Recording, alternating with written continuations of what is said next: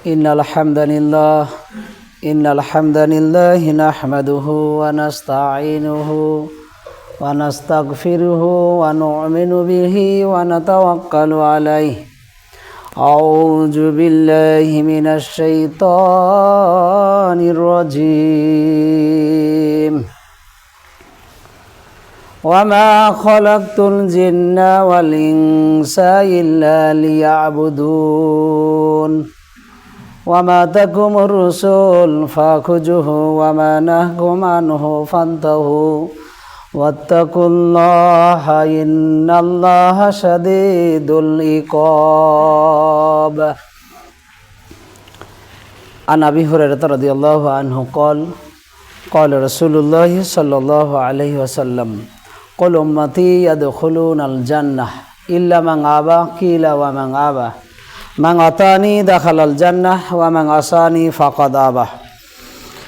সমস্ত প্রশংসা সেই মহান রব্বুল আলামিনের জন্য, যেই মহান রব্বুল আলামিন আমাদেরকে ভালো রেখে সুস্থ রেখে আল্লাহর ঘরে আল্লাহর ইবাদত করার উদ্দেশ্যে উপস্থিত করেছেন। আমরা উপস্থিত হতে পেরেছি, এজন্য মহান রব্বুল আলামিনের শুকরিয়া আদায় করি। সকলে জবান খুলে বলি আলহামদুলিল্লাহ। শেষ নবী মুহাম্মদ সাল্লাল্লাহু আলাইহি ওয়াসাল্লামের উপর দরুদে ইব্রাহিম একবার পাঠ করি। আল্লাহুম্মা সাল্লি আলা মুহাম্মাদিন ওয়া আলা আলি মুহাম্মাদ কামা সাল্লাইতা আলা ইব্রাহিম ওয়া আলা আলি ইব্রাহিম ইন্নাকা হামিদুম মাজিদ। আল্লাহুম্মা বারিক আলা মুহাম্মাদিন ওয়া আলা আলি মুহাম্মাদ কামা বারাকতা আলা ইব্রাহিম ওয়া আলা আলি ইব্রাহিম ইন্নাকা হামিদুম মাজিদ। আজকে ইয়ামুল জুমার দিনে সংক্ষিপ্ত আলোচনার বিষয় কুরবানি ও তার ফজিলত। কুরবানি কিভাবে করতে হয়, কিভাবে আমরা করছি, কিভাবে মাংস বিতরণ করছি, কিভাবে করা উচিত, এ বিষয়ে আল্লাহ তাআলা এবং আল্লাহ রাসূল সাল্লাল্লাহু আলাইহি সাল্লাম কি বলেছেন আমরা অবগত হব। এ বিষয়ে যেন আল্লাহ তাআলা কথা বলার এবং উভয়কে শোনার, তারপরে জীবনের সাথে বাস্তবায়ন করার তৌফিক দান করেন। আল্লাহুম্মা আমিন। আমরা বিষয়টি স্পষ্ট হয়ে গেলাম যে কুরবানি বিষয়ে আল্লাহ তাআলা এবং আল্লাহ রাসূল কি বলেছেন। ওয়ামা তৌফিকি ইল্লা বিল্লাহ আলাইহি তাওয়াক্কালতু ওয়া ইলাইহি আনীব। রব্বি জিদনি ইলমা রব্বি ইশরাহ লি সাদরি ওয়া ইয়াসসির লি আমরি ওয়াহলুল উকদাতাম মিন লিসানি ইয়াফকাহু কওলি। আল্লাহুম্মা ইন্নী আসআলুকা ইলমান নাফিআন রিজকান তাইয়্যিবান ওয়া আমালান মুতাকাব্বালা। আলোচনার শুরুতে ভূমিকায় আমরা সংক্ষিপ্ত কথা বলি, আমরা মূল আলোচনায় চলে যাই, যেহেতু সময় অতীব সংকীর্ণ। এ বিষয়ে কুরবানি শব্দটি কুর থেকে নির্গত। এর আবিধানিক অর্থ হচ্ছে আল্লাহ তাআলার নৈকট্য অর্জন করা, আল্লাহ তাআলাকে খুশি রাজি করার উদ্দেশ্যেই কুরবানি করা। কুরবানির ঘটনা ব্যাপক বিস্তৃত, আমরা সকলে অবগত এবং সকলে জানি, আমরা শুনেছি। এবং আমরা যে পৃথিবীতে আসলাম, আমাদেরকে আল্লাহ তাআলা কেন পাঠালেন? 51 নম্বর সূরা জারিয়া 56 নম্বর আয়াত 27 পারার মধ্যে আল্লাহ তাআলা বলেন, ওয়ামা খালাকতুল জিন্না ওয়াল ইনসা ইল্লা লিয়াবুদুন। আমি মানুষ এবং জিন জাতিকে পৃথিবীতে পাঠালাম এজন্য, এটাই আমার লক্ষ্য উদ্দেশ্য। তারা পৃথিবীতে আমার দাসত্বগিরি করবে, তারা পৃথিবীতে আমার গোলামিগিরি করবে, তারা পৃথিবীতে আমার ইবাদতগিরি করবে। এটা আল্লাহ তাআলা বলেন। 51 নম্বর সূরা জারিয়াতের 56 নম্বর আয়াত 27 পারার মধ্যে আল্লাহ তাআলা বলেন, এটা আল্লাহ তাআলার লক্ষ্য, এটা আল্লাহ তাআলার উদ্দেশ্য। এজন্যই আমাদেরকে পৃথিবীতে পাঠিয়েছেন, আমরা তার ইবাদত করব। যদি আমরা তার ইবাদত করি তাহলে তার লক্ষ্য উদ্দেশ্য আমরা বাস্তবায়ন করছি। যদি আমরা তার ইবাদত না করি তাহলে আল্লাহ তাআলার লক্ষ্য উদ্দেশ্য আমরা বাস্তবায়ন করছি না। এই আয়াত প্রমাণ করে। আর নবীকে অনুসরণ করার বিষয়ে আল্লাহ তাআলা বলেন 59 নম্বর সূরা হাশর 7 নম্বর আয়াত 28 পারার মধ্যে আল্লাহ তাআলা বলেন, ওয়া মা আতাকুমুর রাসূল ফাখুযুহু ওয়া মা নাহাকুম আনহু ফান্তাহু ওয়াত্তাকুল্লাহ ইন্নাল্লাহা শাদীদুল ইকাব। আল্লাহ তাআলা বলেন, আমার নবী মুহাম্মদ সাল্লাল্লাহু আলাইহি ওয়াসাল্লাম যা তোমাদেরকে আদেশ করেছে তোমরা যথাযথভাবে পরিপূর্ণভাবে গ্রহণ করো।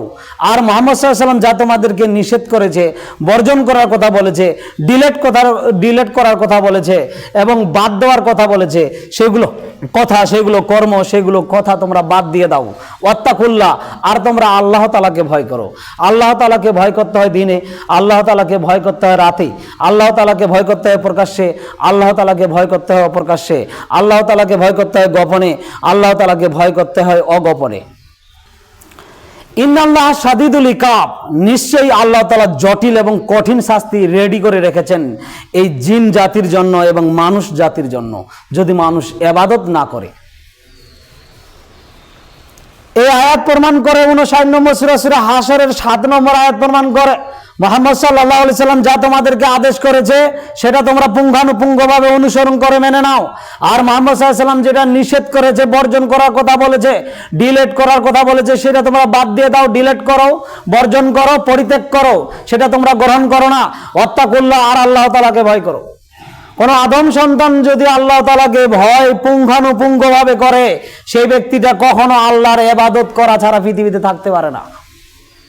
কোন বান্দাবান্দি যদি আল্লাহকে পরিপূর্ণ ভয় করে, তাহলে ওই বান্দাবান্দি কখনো ফজরের সালাতে মুয়াজ্জিনের আজানে আসসালাতু খায়রুম মিনান নাউম এটা ডাক দিবে যখন মুয়াজ্জিন, তখন ওই বান্দাবান্দি কখনোই বিছানায় লেপ কম্বল আহাল পরিবার ধরে বাসায় থাকতে পারে না। অবশ্যই অবশ্যই আল্লাহর ডাকে, মুয়াজ্জিনের আহ্বানে আল্লাহর ঘরে আল্লাহর ইবাদতের জন্য ছিটকে দূরিয়ে জোরালোভাবে ইবাদতের জন্য চলে আসবে। এটাই হচ্ছে ওয়াত্তাকুল্লাহ, আল্লাহর ভয়। যদি আল্লাহর ভয় থাকে না থাকে, ইন্নাল্লাহ শাদীদুল ইকাব, আল্লাহ তাআলা বলেন তাদের জন্য তুমি শাস্তির সুসংবাদ প্রদান করো, আমি তাদের জন্য জটিল এবং কঠিন শাস্তি প্রস্তুত করে রেখেছি, আল্লাহ তাআলা বলেন। আল্লাহ তাআলার লক্ষ্য উদ্দেশ্য, আল্লাহ তাআলার রাসত্বগিরি, আল্লাহ তাআলার গোলামি, আল্লাহ তাআলার আদেশ মেনে নেওয়াই হচ্ছে আমাদের বড় সফলতা। যদি আমরা গ্রহণ না করি, তাহলে মারা যাওয়ার পরে বড় বিফলতা লাভ করব, সেদিন বুঝে আর কোনো লাভ হবে না। মুহাম্মদ সাল্লাল্লাহু আলাইহি ওয়াসাল্লামের অনেক আদেশ, তোমরা সালাত আদায় করবে, তোমরা দান করবে, তোমরা জিজ্ঞাসা করবে, তোমরা নফল সালাত আদায় করবে, নফল সিয়াম পালন করবে, হজ উমরা করবে, যেটা আজকের আলোচনার বিষয়, তোমরা কুরবানি করবে। এটা মুহাম্মদ সাল্লাল্লাহু আলাইহি ওয়াসাল্লামের আদেশ। কুরবানি যদিও আমরা জানি জটিল এবং কঠিন পরীক্ষার মাধ্যমে, ইসমাইল এবং ইব্রাহিমের মাধ্যমে কুরবানি এসেছে, না, তার পূর্ব কুরবানি ছিল আদম আলাইহিস সালামের দুই ছেলে হাবিল কাবিল। আদম আলাইহিস সালামের, আমাদের আদি পিতা আদম আলাইহিস সালাম এবং আদি মাতা হাওয়া আলাইহিস সালাম, তাদের সন্তান একবারে জন্মগ্রহণ করত দুইটা করে, এক ছেলে এক মেয়ে। সূরা মাইদার 5 নম্বর সূরা মাইদার 27, 28, 29, 3 আয়াত ব্যাপক আলোচনা সংক্ষিপ্ত আকারে বুঝাই। সেখান থেকে কুরবানি প্রথা, প্রথম প্রথা চালু হয়েছে, তারপরে ইসমাইল, তারপরে ইব্রাহিম কুরবানি এসেছে, তারপরে আমাদের নেতা মুহাম্মদ সাল্লাল্লাহু আলাইহি ওয়াসাল্লাম বিস্তারিতভাবে বিবরণ করে দেখিয়ে দিয়েছেন এভাবে কুরবানি করতে হয়। আমরা প্রথম সূত্র, প্রথম সূচনাটা আমরা গ্রহণ করে থাকি। আদম আলাইহিস সালাম যখন তার দুইটি করে সন্তান জন্ম নিত, এক ছেলে এক মেয়ে একসাথে জন্ম নিত, এভাবেই আগের ছেলে পরে মেয়ে, পরের ছেলে আগের মেয়ে, এভাবে আদম আলাইহিস সালাম বিবাহ বন্ধনে আবদ্ধ করত। সেই যুগে তখনকার ভাই বোনে বিবাহ বন্ধন জায়েজ ছিল। পরে মুহাম্মদ সাল্লাল্লাহু আলাইহি ওয়াসাল্লাম আসার পরে বিবাহ বন্ধন ভাই বোনে সেটা হারাম হয়েছে। সেই সময়ের যুগে আদম আলাইহিস সালাম তার গতি অনুপাতে দুই ছেলেকে উপযুক্ত বয়সে উপনীত হলে বিবাহের প্রস্তাব দিলে, কাবিল বলে আমার সাথে যেই বোন আমার সাথে জন্মগ্রহণ করেছে সেই বোনকে আমি বিবাহ করব, আর হাবিলের সাথে যেই বোন জন্মগ্রহণ করেছে সেটা হাবিলেই বিবাহ করবে। এটা হচ্ছে কাবিলের প্রস্তাব। তখন আদম আলাইহিস সালাম বললে যে না, আমার প্রস্তাব, আমার নিয়ম, আগের ছেলে পরের মেয়ে, পরের ছেলে আগের মেয়ে, এভাবে অল্টারনেট করে বিবাহ হয়, এভাবে বিবাহ প্রথা, এভাবে নিয়ম, এটা তো করতে হবে। কাবিল মেনে নেয়নি। তখন আদম আলাইহিস সালাম বললেন যে তাহলে তোমরা কুরবানি করো, যার কুরবানি কবুল হবে সেই তোমার সাথে যে জন্মে বোন তোমার জন্ম নিয়েছে সেই তাকে বিবাহ করবে। কাবিলের সাথে যেই বোনটা জন্মগ্রহণ করেছিল সে একটু বেশি সুন্দরী ছিল, এ কারণে টার্গেট কাবিলের যে আমি তাকে বিবাহ করব। তখন আদম আলাইহিস সালাম বললেন তোমরা কুরবানি পেশ করো। হাবিল তখন ছিল বকরি এবং দুম্বা চাষাবাদ করত এবং সেটা লালন পালন করত। সেই দুম্বা বা বকরি সে কুরবানির উদ্দেশ্যে পেশ করলো। আর কাবিল ছিল কৃষক, গম খেজুর যেটাই ছিল, যেটাই চাষাবাদ করতো সেটাই পেশ করলো। আগে আকাশ থেকে আল্লাহ তাআলার পক্ষ থেকে, তরফ থেকে আগুন এসে কুরবানির পশুটা গোপন হয়ে যেত, অর্থাৎ জ্বালিয়ে যেত, তখন বোঝা যেত যে তার কোরবানি কবুল হয়েছে। হাবিল পেশ করলো দুম্বা, কাবিল পেশ করলো তার কৃষি ক্ষেতের ক্ষেত, শস্য দানা, সেটা পেশ করা হলো। আল্লাহ তাআলার পক্ষ থেকে আগুন এসে হাবিলের দুম্বাটা অদৃশ্য হয়ে গেল, অর্থাৎ গায়েব হয়ে গেল, অর্থাৎ জ্বলে গেল। তখন তারা বুঝতে পারল যে হাবিলের কুরবানি কবুল হয়েছে, কাবিলের কুরবানি কবুল হয়নি। তখন কাবিল অপমান অপদস্থ হয়ে সমাজে কিভাবে মুখ দেখাবে, লাঞ্ছিত অপমানিত হয়ে নিজেই আত্মত্যাগের রাগে তার ভাই হাবিলকে হত্যা করলো। তখন থেকে ইসলাম ফাটল হলো, আর কুরবানির সূচনা তখন থেকে শুরু হলো।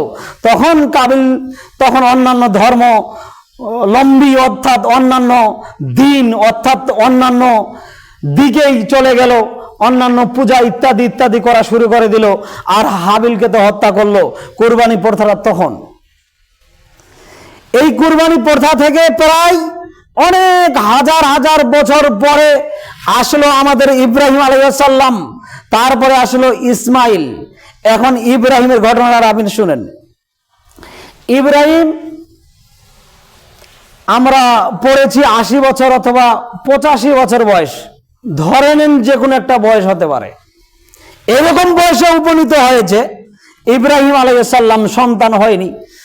তখন ইব্রাহিম আলাইহিস সালাম আল্লাহকে বলছে, আল্লাহ রব্বি হাবলি মিনাস সালিহিন, আল্লাহ আমাকে একটা সৎ ধৈর্যশীল পুত্র দান করুন। আল্লাহ তাআলার কাছে ইব্রাহিম আলাইহিস সালাম দোয়া করছেন, রব্বি হাবলি মিনাস সালিহিন, হে আমার প্রতিপালক, তুমি আমাকে একটা সৎ ন্যায়পরায়ণ ধৈর্যশীল সন্তান দান করুন।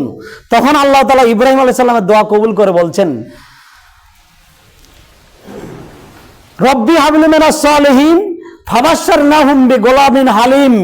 ইব্রাহিম, তোমার দরখাস্ত দোয়া আমি কবুল করে নিলাম, তোমাকে একজন ধৈর্যশীল সুসংবাদ, পুত্রের সুসংবাদ আমি প্রদান করে দিলাম। সুবহানাল্লাহ। বলে ইব্রাহিম আলাইহিস সালাম ভালো সন্তানের জন্য আল্লাহ তাআলার কাছে দোয়া করেছেন। আল্লাহ তাআলা দোয়া কবুল করে বলছেন, তোমার দোয়া কবুল করলাম এবং তোমাকে একজন সুন্দর ধৈর্যশীল পুত্রের সুসংবাদ দিলাম। এখন দেওয়ার পরে দেখেন, বয়স 80-85 এরকম বয়সে সন্তান পেলে ওই সন্তানের প্রতি কত আদর, কত সোহাগ, কত ভালোবাসা থাকতে পারে, আছে তার। ওই সময় এখন আল্লাহ তাআলা পরীক্ষা করছেন। ফালাম্মা বালাগা মাআহু সায়া, ইব্রাহিম আলাইহিস সালামকে আল্লাহ বলছে, আল্লাহ হে ইব্রাহিম, তুমি তোমার সন্তানকে জবাই করো, স্বপ্নের মাধ্যমে দেখাচ্ছে। আর ইব্রাহিম আলাইহিস সালামও দেখছেন স্বপ্নের মাধ্যমে তার ছেলেকে কুরবানি করছে। ইয়া বুনাই ক্বালা ইয়া বুনাইয়া আন্নী আরা ফিল মানাম ইন্নী আযবাহুকা ফানজুর মাযা তারা। এখন এই কথাটা তার ছেলেকে বলছে, বেটা, ছেলে ইসমাইল, আমি তোমাকে স্বপ্নে আমার প্রতিপালকের আদেশে তোমাকে কুরবানি করছি, তোমার মতামত কি, তোমার অভিমত কি, তুমি কি বলছো? এভাবে ইব্রাহিম আলাইহিস সালাম তার ছেলে ইসমাইলকে বলছেন।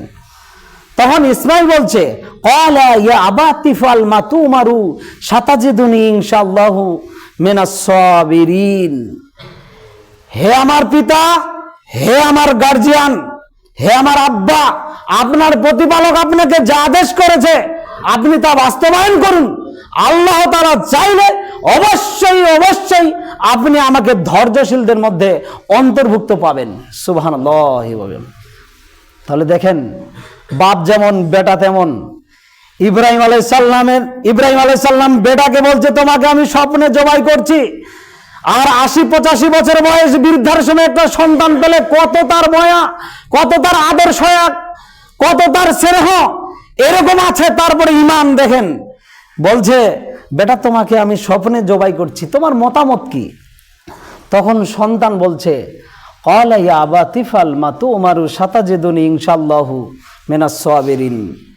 হে আমার পিতা, হে আব্বা, আপনি আপনার প্রতিপালকের আদেশ বাস্তবায়ন করুন। আল্লাহ তাআলা চাইলে আমাকে অবশ্যই অবশ্যই আমাকে ধৈর্যশীলদের অন্তর্ভুক্ত পাবেন। সুবহানাল্লাহ। ফালাম্মা আসলামা ওয়া তাল্লাহু লিল জাবিন, বাপ বেটা উভয় সিদ্ধান্ত একমত। তখন ইব্রাহিম আলাইহিস সালাম ছেলেকে উপর করে শুইয়ে দিলেন। এখন ইব্রাহিম আলাইহিস সালাম অস্ত্র চালাচ্ছেন। দেখেন কত বড় পরীক্ষা, ছেলেকে জবাই করছেন, অস্ত্র চালাচ্ছেন, জবাই হচ্ছে না, জবাই হবে না, কথাই ঠিক। অনেক তাফসির আমরা এখানে পেয়েছি, যেগুলো তাফসিরের কোনো ভিত্তি আমরা পাই না।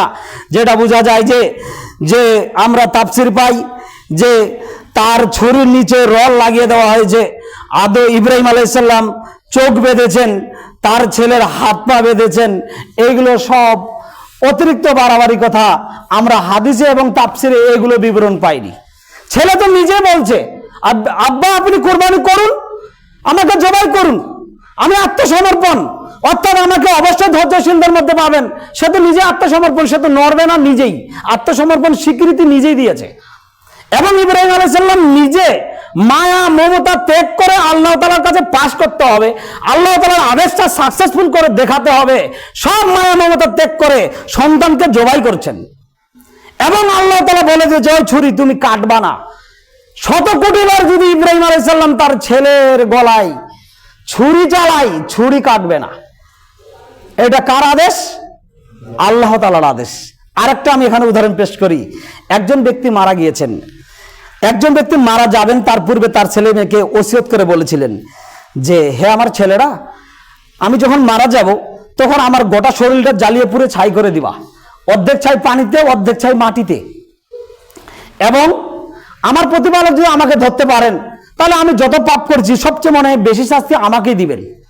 ও মারা গেল, ছেলে মেয়েগুলো বাপের ওসিয়ত অনুপাতে তাকে জ্বালিয়ে পুড়ে ছাই, অর্ধেক ছাই পানিতে, অর্ধেক ছাই মাটিতে পুঁতে দিলেন। এবং তারপরে আল্লাহ তাআলা যখন হিসাব নিকাশ নেবেন, ছাইকে বলছেন, পানিকে বলছেন যে তুমি ছাইগুলো জমা করে দাও, মাটিকে বলছে তুমি ছাইগুলো জমা করে দাও। পানি জড়বস্তু জিনিস আল্লাহর কথা শুনে ছাইগুলো জমা করে দিল, মাটি জড়বস্তু জিনিস আল্লাহর কথা শুনে মাটি ছাইগুলো জমা করে দিল। জমা করা দেওয়ার পরে আল্লাহ তাআলা মানুষ তৈরি করলেন, এবং মানুষ তৈরি করার পরে ওই ব্যক্তিকে বলছে তুমি কেন তোমার ছেলে মেয়েকে এটা আদেশ করে এসেছিলে জ্বালিয়ে পুড়ে ছাই, অর্ধেক ছাই পানিতে, অর্ধেক ছাই মাটিতে। তখন ওই ব্যক্তিটা বলছে যে আল্লাহ, আমি তোমার ভয়ে কাজটা করেছি, তুমি আমাকে ধরতে পারলে সবচেয়ে বেশি শাস্তি দেবে, আর আমি বেশি পাপ করেছি এজন্য এটা বলেছি। তখন আল্লাহ তাআলা বলে আমার ভয়ে যেহেতু এই কাজটা করেছো, আমি আল্লাহ তাআলা তোমাকে ক্ষমা করে দিলাম। সুবহানাল্লাহ। আমি আপনাকে এখানে একটু উদাহরণ দিয়ে বুঝালাম যে মাটি জড়বস্তু জিনিস আল্লাহর কথা শুনে, পানি জড়বস্তু জিনিস আল্লাহর কথা শুনে, বাতাস জড়বস্তু জিনিস আল্লাহর কথা শুনে। এবং একজন ব্যক্তি 99 জন ব্যক্তিকে হত্যা করেছিল। এক গ্রামে যেয়েছিল, আরেক গ্রাম থেকে যাচ্ছিল আরেক গ্রামে, ওই গ্রামকে বললো একটু আগে আসো, এই গ্রাম একটু পিছে হটো। গ্রাম জড়বস্তু জিনিস আল্লাহর কথা শুনেছে। ইব্রাহিম আলাইহিস সালাম চাকু তার ছেলের গলায় চালাচ্ছে, চাকু কথা শুনবে না আল্লাহর, কার কথা শুনবে? চাকু এরকম আল্লাহর কথা শুনেছে, ইসমাইলের গলা কাটা যায়নি। তখন আল্লাহ তাআলা বলেন ওয়া নাদাইনাহু আইয়া ইব্রাহিম, ইব্রাহিম তোমাকে যেটা আমি আদেশ করেছি তুমি অবশ্যই অবশ্যই কদ সাদ্দাকতা রুইয়া ইন্নাকা যালিকা নাজ্জিল মুহসিনিন, তুমি অবশ্যই অবশ্যই তুমি তোমার স্বপ্নকে সাকসেসফুল করে পাস করিয়ে তোমাকে আমি ইন্নাকা যালিকা নাজ্জিল মুহসিনিন, তোমাকে আমি উত্তম প্রতিদান পরকালে আমি আল্লাহ তাআলা দান করে দেব। সুবহানাল্লাহ। তাহলে দেখেন, সন্তানের জবাইয়ের মাধ্যমে বড় জটিল এবং কঠিন মাধ্যমে আমাদের এসেছে কুরবানি। এবং কুরবানি ব্যাপারে মুহাম্মদ সাল্লাল্লাহু আলাইহি সাল্লামের ব্যাপারে কয়েকটি হাদিস রয়েছে। এবং কুরবানি বিষয়ে আল্লাহ তাআলা কি বলেছেন? 6 নম্বর সূরা আনাম 162 নম্বর আয়াত 7 পারার মধ্যে আল্লাহ তাআলা বলেন কুল ইন্না সলাতি ওয়া নুসুকি ওয়া মাহইয়ায়া ওয়া মামাতি লিল্লাহি রাব্বিল আলামিন। আল্লাহ তাআলা কি বলেন? আল্লাহ তাআলা মুহাম্মদ সাল্লাল্লাহু আলাইহি সাল্লামকে দোয়া শিখিয়ে দিয়েছেন, হে মুহাম্মদ সাল্লাল্লাহু আলাইহি সাল্লাম তুমি বলো আমার সালাত, আমার কুরবানি, আমার অন্যান্য ইবাদত, আমার হায়াত, আমার মওত বিশ্ব জগতের প্রতিপালক আল্লাহ তাআলার জন্যই নিবেদিত। সুবহানাল্লাহ। তাহলে দেখেন কুরবানি কার নামে করতে হবে? আল্লাহ তাআলার নামেই জবাই করে আল্লাহকে খুশি রাজি করার উদ্দেশ্যে করতে হবে। এই আয়াত প্রমাণ করে। আল্লাহ রাসূল সাল্লাল্লাহু আলাইহি সাল্লাম বলেন, আমার সালাত, আমার কুরবানি, আমার আরো অন্যান্য ইবাদত, আমার হায়াত, আমার মওত বিশ্বজগতের প্রতিপালক আল্লাহ তাআলার জন্যই নিবেদিত। তাহলে কুরবানিটা এভাবেই হবে। আরেকটি বিষয়, যে এখানে আপনি আরেকটি বিষয় কথায় মাথায় রাখেন, যে ইন্নাস সালাতি আগে সালাত, কুরবানি পরে। এরপরে আয়াতটা দেখেন, 108 নম্বর সূরা কাউসার 3 আয়াত 30 পারার মধ্যে আল্লাহ তাআলা বলেন, ইন্না আতাইনাকাল কাউসার, হে মুহাম্মদ সাল্লাল্লাহু আলাইহি সাল্লাম, আমি তোমাকে হাউজে কাউসার দান করে দিলাম। সুবহানাল্লাহ। এরপরে কি বলছেন দ্বিতীয় আয়াতটা, ফাসাল্লি লি রাব্বিকা ওয়ানহার ইন্না শানিয়াকা হুয়াল আবতার। এখানে বলছেন তুমি তোমার প্রতিপালকের উদ্দেশ্যে সালাত আদায় করুন আর কুরবানি করুন। আর ইসলাম বিদ্বেষীরা আর ইহুদি খ্রিস্টানেরা আর তোমার শত্রুরা তোমাকে লেজ কাটা নির্বংশ বলেছে। তুমি মুহাম্মদ সাল্লাল্লাহু আলাইহি ওয়াসাল্লাম লেজ কাটা নির্বংশ নও, তারাই মূলত লেজ কাটা নির্বংশ। তোমার মেয়ে ফাতিমা হাসান হুসাইন দিয়ে কিয়ামত পর্যন্ত তোমার বংশর সিলসিলা অব্যাহত থাকবে। সুবহানাল্লাহি ওয়া বিহামদিহি। আমাদের আল্লাহ তাআলা এভাবে মুহাম্মদ সাল্লাল্লাহু আলাইহি ওয়াসাল্লামকে বলছেন, আমি তোমাকে কাউসার দান করলাম, তুমি তোমার প্রতিপালকের উদ্দেশ্যে সালাত আদায় করুন আর কি করুন, কুরবানি করুন। এবং তারা যে আপনাকে গালি দেয়, এই গালি তাদের নয়, তোমার নয়, এই গালি তাদের। এখন একটি বিষয়, যে কুরবানির পূর্বে আগে সালাত, কুরবানির পূর্বে আগে সালাত। একটা হাদিস বলি, আনাস রাদিয়াল্লাহু আনহু থেকে বর্ণিত, তিনি বলেন মুহাম্মদ সাল্লাল্লাহু আলাইহি সাল্লাম বলেছেন, আউয়ালু মা ইউহাসাবু বিহিল আবদু ইয়াউমাল কিয়ামাতিস সালাহ ফাইন সাল্লাত সাল্লাল্লাহু সাইরু আমালিহি ওয়া ইন ফাসাদাত ফাসাদা সাইরু আমালিহি। বিচারের মাঠে প্রত্যেক মানুষের ইবাদতের দিক থেকে হিসাব হবে আগে সালাতের।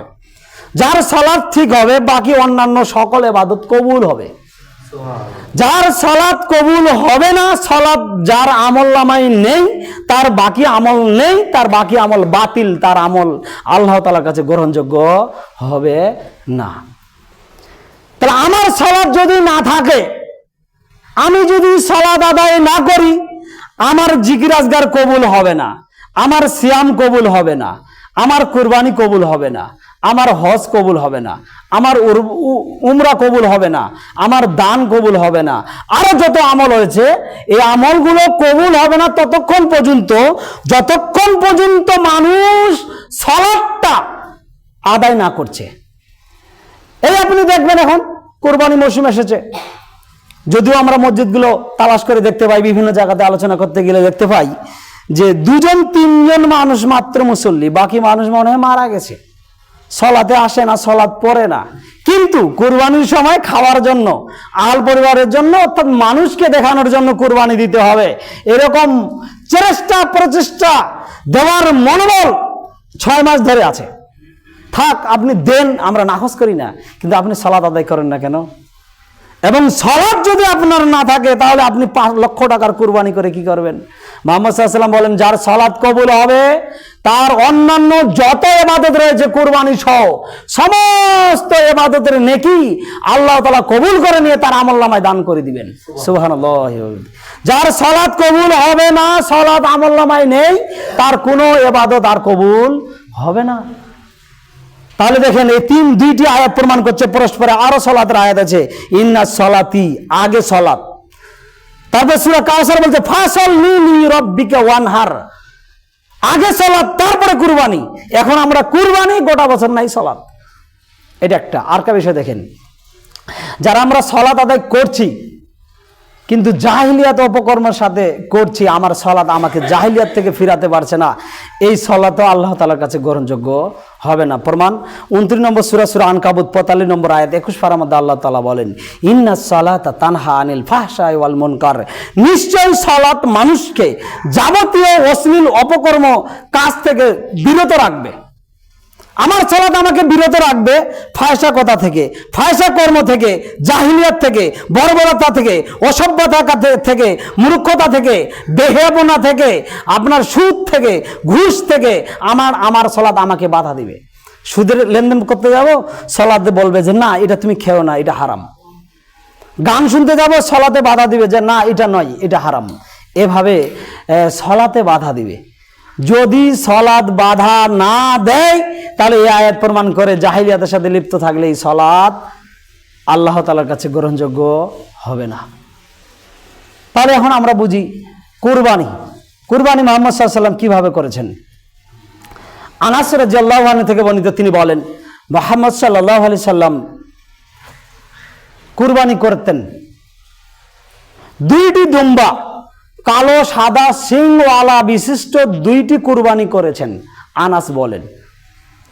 এবং মা আয়েশা হযরত মুহাম্মদ সাল্লাল্লাহু আলাইহি সাল্লামের স্ত্রী, তিনি বলেন মুহাম্মদ সাল্লাল্লাহু আলাইহি সাল্লাম ঈদের মাঠ থেকে আসলেন, আসার পরে আমাকে আদেশ দিলেন, আয়েশা ছুরিটা পাথরে ধারালো করে আমাকে এনে দাও। এবং আয়েশা কি করলেন, ধারালোভাবে পাথরে ঘষে ছুরিটা ধারালো করে দিলেন।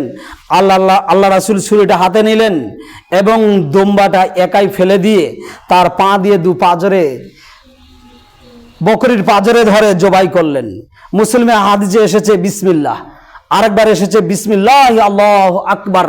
এভাবে মুহাম্মদ সাল্লাল্লাহু আলাইহি ওয়াসাল্লাম কুরবানি করতেন। এখন দেখেন আরেকটা হাদিসে আবার দোয়া এসেছে, এইভাবে মুহাম্মদ সাল্লাল্লাহু আলাইহি ওয়াসাল্লাম কুরবানি করতেন। বিসমিল্লাহ আল্লাহুম্মা তাকাব্বাল মিন মুহাম্মদ ওয়া আলে মুহাম্মদ ওয়া উম্মতে মুহাম্মদ। হে আল্লাহ, তোমার নামে আমি কুরবানি করলাম, আমার পক্ষ থেকে, মুহাম্মদের পক্ষ থেকে আল্লাহ তুমি কবুল করো, মুহাম্মদের আহলে পরিবারের পক্ষ থেকে কবুল করো, আমার পৃথিবীতে যত উম্মত রয়েছে তত উম্মতের পক্ষ থেকে আল্লাহ তুমি এই কুরবানি কবুল করো, আল্লাহুম্মা আমিন। এভাবে মুহাম্মদ সাল্লাল্লাহু আলাইহি ওয়াসাল্লাম দোয়া করতেন।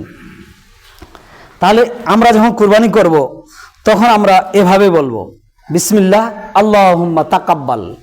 এখন আপনি আপনার নাম বলতে পারেন, যেমন নামটা আমাদের মুহাম্মদ সাল্লাল্লাহু আলাইহি সাল্লাম বলেছেন। এখন আপনি বলতে পারেন যে আপনি বিসমিল্লাহ আল্লাহুম্মা তাকাব্বাল আব্দুল্লাহ ওয়া আহলে আব্দুল্লাহ, এভাবে আপনি কবুল দোয়া পড়েন, আল্লাহ তাআলা আপনার কুরবানি কবুল করবে। এখানে দুইটি শর্ত রয়েছে। এক, আমাদের নেতা মুহাম্মদ সাল্লাল্লাহু আলাইহি সাল্লামের অনুকরণের মাধ্যমে কুরবানিটা হতে হবে। আবু হুরায়রা রাদিয়াল্লাহু আনহু থেকে বর্ণিত, তিনি বলেন মুহাম্মদ সাল্লাল্লাহু আলাইহি সাল্লাম বলেছেন কুল উম্মতি ইয়াদখুলুনাল জান্নাহ ইল্লা মান আবা কিলা ওয়া মান আবা মান আতানি দাখালাল জান্নাহ ওয়া মান আসানি ফাকাদ আবা। হে পৃথিবীর উম্মত সকল, মুহাম্মদ সাল্লাল্লাহু আলাইহি সাল্লাম এভাবে বলেন, যারা তোমরা আমাকে পুঙ্খানুপুঙ্খভাবে অনুসরণ করে মেনে নেবে, দাখালাল জান্নাহ, তোমরা জান্নাতে চলে যাবে। সুবহানাল্লাহ। আর যারা তোমরা আমাকে মেনে নিবে না, অস্বীকার করবে, নাফরমানি করবে, তোমরা জান্নাতে যাবে না। এই হাদিস প্রমাণ করে মানুষকে অবশ্যই প্রত্যেকটা আমলের পূর্বে একজন ব্যক্তির অনুসরণ করে আমলগুলো করতে হয়, যার নাম মুহাম্মদ সাল্লাল্লাহু আলাইহি ওয়াসাল্লাম। সেই নবী যেভাবে, যেরকম, যে পদ্ধতি, যে শিষ্টাচার, যে ভদ্রতা, যে নীরবতা, যে নিয়ম পদ্ধতি শিক্ষা দিয়ে গেছেন, ঠিক অনুরূপ আমাদেরকে সেভাবেই কুরবানি করতে হবে। আল্লাহ তাআলা সেভাবে কুরবানি করার তৌফিক দান করুক, আল্লাহুম্মা আমিন।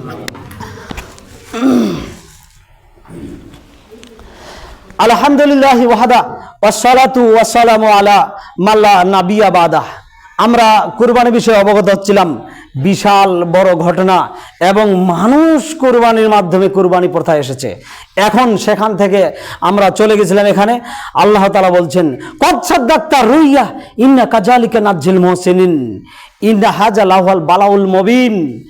এটা আল্লাহ তাআলা বলেন, এটা ইব্রাহিম আলাইহিস সালামের জন্য এক জটিল এবং কঠিন পরীক্ষা ছিল, যেটা ইব্রাহিম আলাইহিস সালামে পাশ করতে পেরেছে। সুবহানাল্লাহ।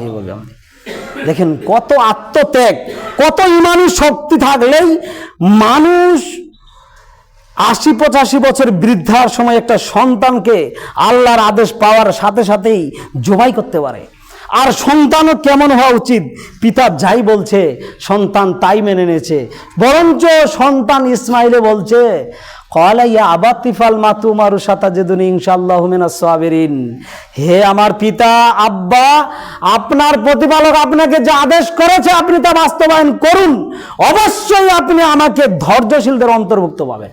সুবহানাল্লাহি ওয়া বিহামদিহি। তাহলে কত বড় জটিল এবং পরীক্ষা। এখন দেখেন মুহাম্মদ সাল্লাল্লাহু আলাইহি সাল্লাম আল্লাহ তাআলা আর আদেশে ছুরি তার গলায় কাটলো না, তখন সেটাকে সরিয়ে নিয়ে আল্লাহ তাআলার আদেশে তখন দুম্বা সেখানে কুরবানি হলো। যাই হোক, তারপরে মুহাম্মদ সাল্লাল্লাহু আলাইহি সাল্লামে আসলো। মুহাম্মদ সাল্লাল্লাহু আলাইহি সাল্লাম বলেন, তোমরা কয়েকটি শর্ত দেখে কুরবানি করবে। এইরকম 10 ত্রুটি যদি থাকে, এইসব প্রাণী তোমরা কুরবানি করো না। আমাদের নেতা মুহাম্মদ সাল্লাল্লাহু আলাইহি ওয়াসাল্লাম বলেছেন। বারা ইবনে আযাব রাদিয়াল্লাহু আনহু থেকে বর্ণিত, তিনি বলেন মুহাম্মদ সাল্লাল্লাহু আলাইহি ওয়াসাল্লাম বলেছেন, 1 নম্বরে তিনি বলেছেন, স্পষ্ট কানা হয় না যেন।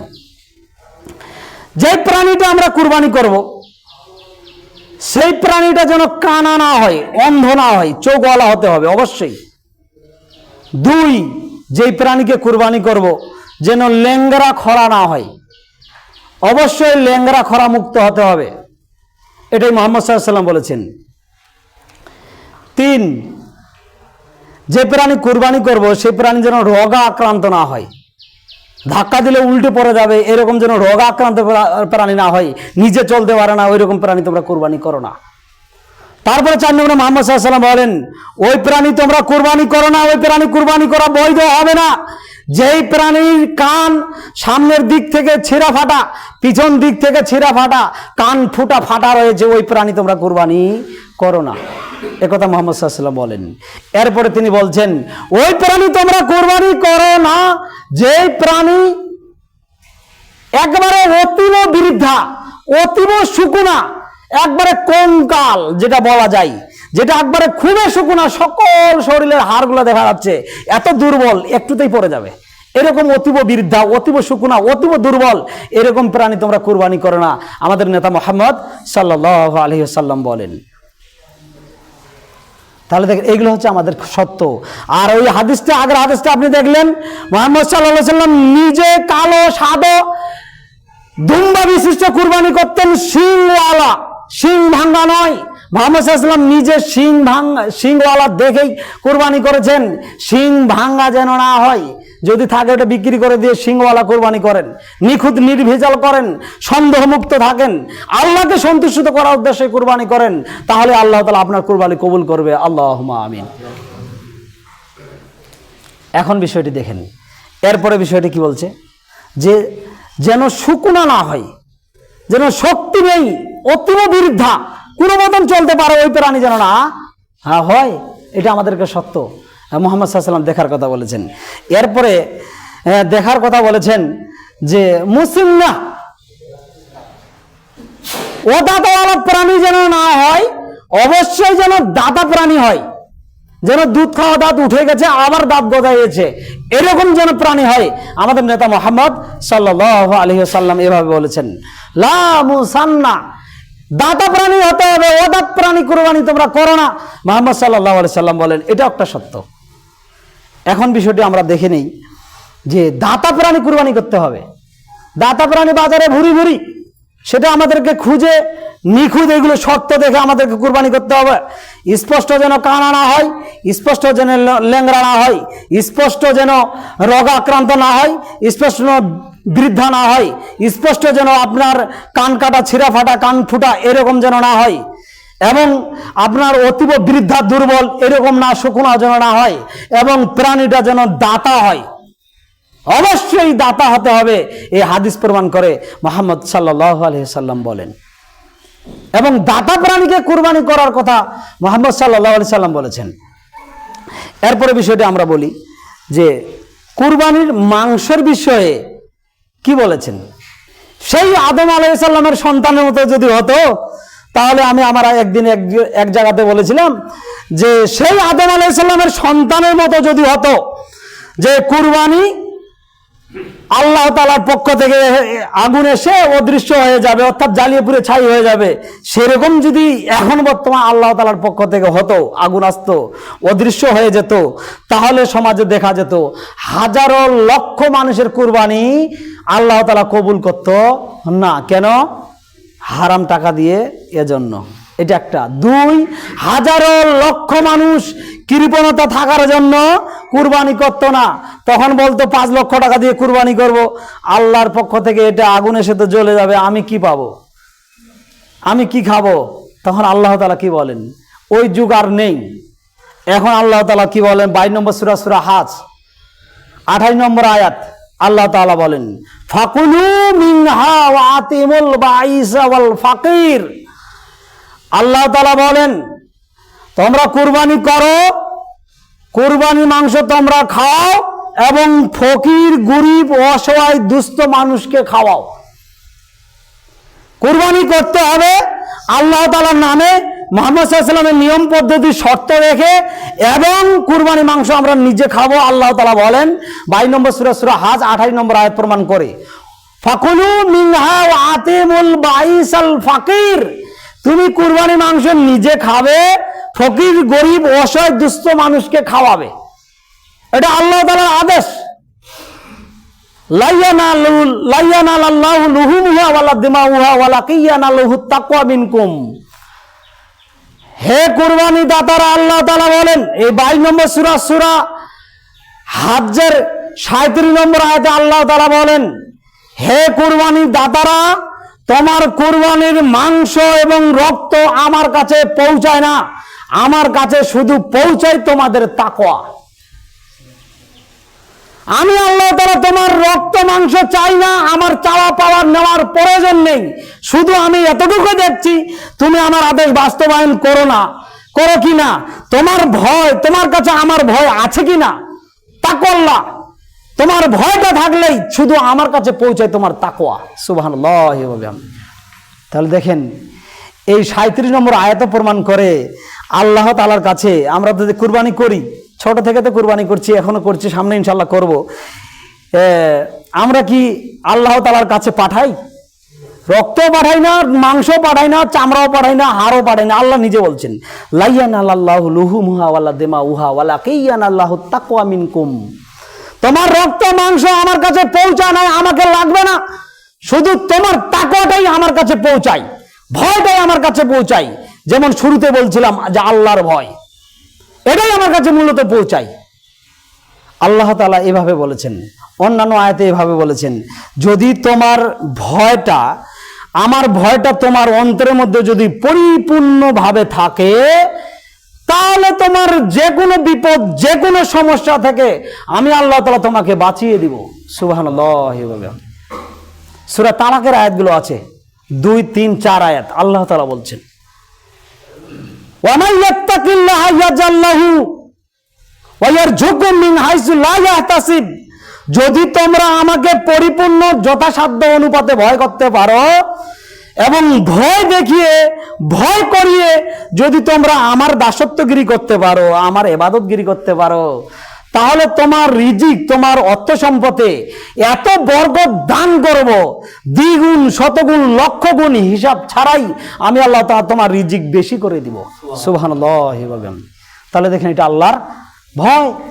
আল্লাহর ভয়ে থাকলেই মানুষ ইহকাল সার্বজনীন বিপদ, পরকাল সার্বজনীন বিপদ, ইহকালে যথেষ্ট পরিমাণের উপযুক্ত আল্লাহ তাআলার পক্ষ থেকে আল্লাহ তাআলা আমাদেরকে রিজিক দিবেন। আল্লাহ তাআলা আমাদের যে রিজিক দাতা, এটার বাস্তব প্রমাণ এবং বেশি পাওয়ার অন্যতম একটা মাধ্যম হচ্ছে আল্লাহ তাআলার ভয়। তাকওয়া, আল্লাহ তাআলার ভয় থাকতে হবে। আরেকটি বিষয় যে এই যে আল্লাহ তাআলা বললেন যে কুরবানি তোমরা করো, নিজে খাও, ফকির মিসকিনকে খাওয়াও। ফকির মিসকিনকে আমরা কতটুকু খাওয়াই? ফকির মিসকিন তো আমরা খাওয়াই, ওই আমার খাসিটা যদি জবাই হয়, আমার গরুটা যদি জবাই হয়, মাংস হয় 3 মণ, নিজে নিয়ে গেলাম 2.5 মণ, আর মানুষকে দিলাম, ফকির মিসকিন দিলাম 5 কেজি, আর 5 কেজি আমার আত্মীয় স্বজনকে দিলাম। এটা কিন্তু কুরবানি নয়। আমি এখানে একটা দলিল পেশ করি। মুহাম্মদ সাল্লাল্লাহু আলাইহি সাল্লামের যুগে একটা জাহেলিয়াত অপকর্ম নারীর, বেবিচারী নারীর একটা উদাহরণ আমি আপনাদেরকে পেশ করি। একটা নারী পতিতালয়ের মহিলা দেহ ব্যবসা করেছিল, অনেক দিন জেনা কাজে লিপ্ত হয়েছিল। একদিন তিনি রাস্তা দিয়ে চলছেন, একটা কুকুর একটা কূপে হাঁপাচ্ছে পানির পিপাসায়। তখন ও নারীটা দেখে বুঝতে পারছে কুকুরটা পানি পিপাসায় মারা যেতে পারে, অর্থাৎ এই কুকুরটা পানি প্রয়োজন। তখন তার গায়ের ওড়নাটা খুলে, পায়ের মোজাটা খুলে কূপে নামিয়ে দিয়ে কুকুরকে এইভাবে চিপিয়ে চিপিয়ে খাওয়াইয়েছেন পানি। এখন আল্লাহ তাআলা এর কাজটা দেখে আল্লাহ তাআলা তার প্রতি খুশি রাজি হয়ে গেছেন এবং যে পাপ করেছে এই পাপগুলো আল্লাহ তাআলা ক্ষমা করে দিবেন। সুবহানাল্লাহ। এবং আল্লাহ তাআলা তাকে জান্নাতি ঘোষণা করেছেন। সুবহানাল্লাহ। দেখেন, একটা পাপী নারী, নিকৃষ্ট প্রাণী, হারাম প্রাণী, খাওয়া যায় না যেটা কুকুর, এই প্রাণীকে পানি দয়া অনুগ্রহ করে যদি পাপ ক্ষমা নেওয়া হয় এবং জান্নাত যদি যাওয়া যায়, তাহলে কুরবানি করে আমার কুরবানি আমার ভাগেই যদি আসে 5 কেজি, আমি আমার 5 কেজি থেকে যদি বেশি করে আরো 5 কেজি দেই, আর এটা যদি আল্লাহ তাআলার কাছে কবুলিয়াত হয়ে যায়, তাহলে আমার ইতিপূর্বে যত পাপ রয়েছে সমস্ত পাপ আল্লাহ তাআলা ক্ষমা করে দিবেন। আর এই কবুলিয়াতের ভিত্তিতে আল্লাহ তাআলা পরকালে আমাদেরকে জান্নাত দান করবেন। সুবহানাল্লাহ। কখনো সংকীর্ণতা বোধ করা হবে না। আপনি এটা কখনো ভাবেন না আমি কুরবানি দিয়েছি 50,000 টাকা দিয়ে, কিসের ফকির মিসকিনকে খাওয়াবো? সব ফ্রিজে ঢুকাও, ডিপে ঢুকাও, ফকির মিসকিন 2-1 কেজি করে দাও, আব্বা আপা করে দাও। না, এরকম সংকীর্ণতা করলে কুরবানি কবুল হবে না। ফাকুলু মিনহা ওয়া আতিমুল বাইসা ওয়াল ফাকির, তুমি নিজে খাবে, ফকির মিসকিনকে খাওয়াবে। ফকির মিসকিনকে খাওয়াবে অর্থ এটা নয় আপনার ভাগটা 2.5 মণ, ফকির মিসকিনের ভাগটা 20 কেজি, এটা নয়। যথেষ্ট পরিমাণে আপনি দেন, ভাগ যা পাবেন তার চেয়ে আরো আপনি 5 কেজি বেশি করে দিয়ে আল্লাহকে দেখান যে আল্লাহ আমি আমার ভাগ থেকে 5 কেজি দিলাম, তোমার সৃষ্টি সেরা জীব আশরাফুল মাখলুকাতকে 5 কেজি দিয়ে দিলাম, অসহায় মানুষকে দিয়ে দিলাম, আল্লাহ এটা তুমি কবুল করো। এটা যদি কবুলিয়াত হয়ে যায়, ইতিপূর্বে যত পাপ রয়েছে আল্লাহ তাআলা আপনার পাপ ক্ষমা করে দিবে এবং কবুলিয়াত হয়ে গেলেই এর বিনিময়ে আল্লাহ তাআলা আপনাকে জান্নাত দান করবে। সুবহানাল্লাহ। তাহলে আপনার সংকীর্ণতা বোধ করা যাবে না। কুরবানি আমরা এমনভাবে করব যেন আল্লাহ তাআলা কবুল করেন। কুরবানি আমরা এমনভাবে করব যেভাবে আমাদের নেতা মুহাম্মদ সাল্লাল্লাহু আলাইহি সাল্লাম কুরবানি করেছেন, ঠিক অনুরূপ আমাদেরকে হুবহুব সেভাবে আমাদেরকে কুরবানি করতে হবে। সেভাবে আমাদেরকে আল্লাহ তাআলা কুরবানি করার তৌফিক দান করুক, আল্লাহুম্মা আমিন। আমরা অবশ্যই আমরা অবগত যে কুরবানি বিষয় আরও অনেক কথা সংক্ষিপ্ত সময়ের জন্য আমরা বলতে পারছি না। যতটুকু বলছি, যতটুকু বললাম, সময় সাপেক্ষে আরও ইনশাল্লাহ নেক্সটে হবে।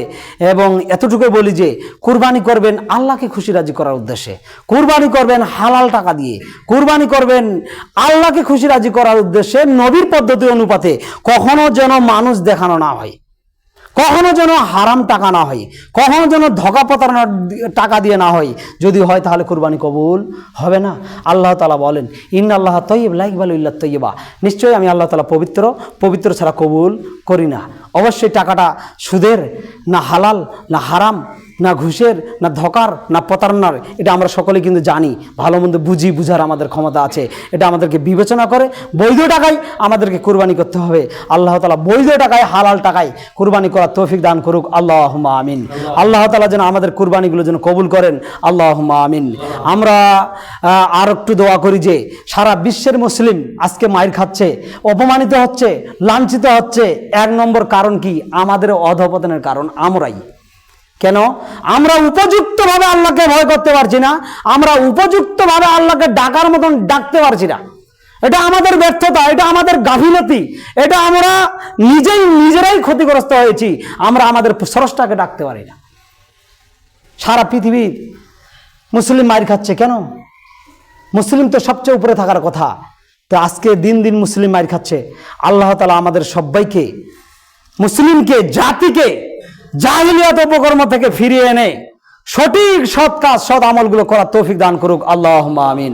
আল্লাহ আমাদের বিগত দিনে যত ভুল ত্রুটি হয়েছে, মানুষ হিসেবে এবং পাপী হিসেবে পাপ স্বীকার করে তোমাকে বলছি, আল্লাহ আমাদের ভুল ত্রুটি পাপগুলো তুমি ক্ষমা করে দাও, আল্লাহুম্মা আমিন। আল্লাহ আমাদের মধ্য থেকে যেসব আত্মীয় স্বজন মারা গিয়েছে, কবরে গিয়েছে, আরও যারা যাবে তাদের কবরের শাস্তি মাফ করো, আল্লাহুম্মা আমিন। আল্লাহ আমরা যতদিন পর্যন্ত পৃথিবীতে পরিপূর্ণভাবে ইমানদার এবং ঋণ মুক্ত, পাপ মুক্ত না হচ্ছে আল্লাহ, ততদিন পর্যন্ত আমাদেরকে কবরে নিও না, আল্লাহুম্মা আমিন। আল্লাহ আমাদের বই পুস্তক পড়ার, কোরআন হাদিসে জ্ঞান অর্জন করার ক্ষমতা এবং বিদ্যা তুমি বেশি করে দাও, আল্লাহুম্মা আমিন। আল্লাহ আমরা যেন দিন রাত কোরআন হাদিস পড়ে শিরিক বিদাত, হালাল হারাম, ন্যায় অন্যায়, জাহিলিয়াত, সৎ কাজ, এগুলো যেন আমরা জেনে বুঝে আমরা যেন বর্জন করতে পারি এবং সৎ কাজগুলো গ্রহণ করতে পারি। এরকম গ্রহণ করার তুমি শিক্ষা যোগ্যতা দান করো, আল্লাহুম্মা আমিন। আল্লাহুম্মা ইন্নী আউযু বিকা মিন আযাবি জাহান্নাম ওয়া আউযু বিকা মিন আযাবিল কবর ওয়া আউযু বিকা মিন ফিতনাতিল মাসিহিদ দাজ্জাল ওয়া আউযু বিকা মিন ফিতনাতিল মাহইয়া ওল মামাত আল্লাহুম্মা ইন্নী আউযু বিকা মিনাল মাসামি ওয়া মিনাল মাগরাম। আল্লাহ তোমার কাছে আবারও দোয়া করি আমাদের গোটা বাংলাদেশে পৃথিবীতে যে সব বিদ্যানগুলো দিন প্রচার কাজ হিসেবে মাঠে ফিল্ডে আছে তাদের তুমি হায়াতে তাইয়্যিবা দান করো আল্লাহুম্মা আমিন। তাদের সাহস শক্তি হিম্মত মেধা স্মৃতি শক্তি বৃদ্ধি করে দাও, জাতির সামনে অন্যায়ের বিরুদ্ধে ন্যায়ের পক্ষে নির্দ্বিধায় নির্ভয়ে দিন প্রচার করতে পারে এরকম হিম্মত তুমি দান করো আল্লাহুম্মা আমিন। এ দোয়া এ দাবি এই সংক্ষিপ্ত আলোচনা আল্লাহ তোমার দরবারে রেখে আজকের কথা এখানে শেষ করলাম, তুমি তা কবুল করো আল্লাহুম্মা আমিন। সুবহানাকা আল্লাহুম্মা ওয়া বিহামদিকা আশহাদু আল্লা ইলাহা ইল্লা আনতা আস্তাগফিরুকা ওয়া আতুবু ইলাইক। আসসালামু আলাইকুম ওয়া রাহমাতুল্লাহ।